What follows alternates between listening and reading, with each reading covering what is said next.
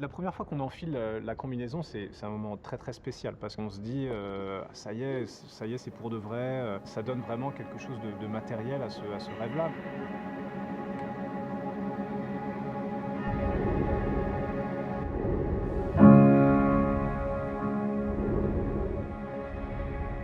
La VR, c'est vraiment tout est dans le nom, hein, c'est de la réalité virtuelle, donc c'est la possibilité de téléporter finalement le spectateur dans un autre univers avec un effet de réalisme qui est assez fou.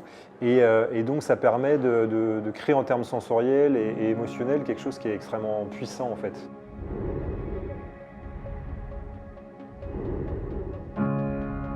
C'est passionnant, travailler sur l'émotion. Quand tu es réalisateur, tu n'as qu'une envie, c'est de donner un maximum d'émotion à ton spectateur. Et la VR, en ce sens, est super efficace comme médium, quoi.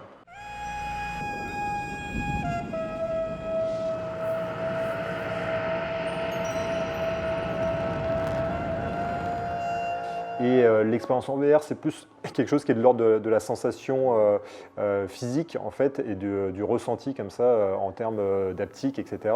Donc il y en a un, je parle plus au corps, et l'autre plus à l'esprit, d'une certaine manière.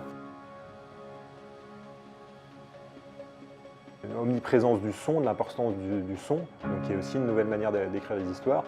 Donc on réinvente et en même temps, évidemment, il y a plein d'éléments des autres grammaires qu'on maintient.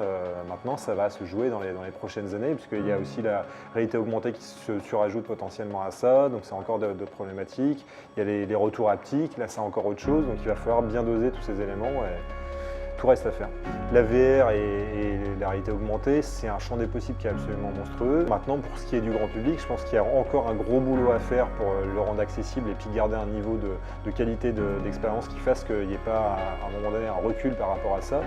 Et surtout, réussir à amener cette expérience-là dans notamment le tissu des cinémas qu'on trouve un peu partout en France.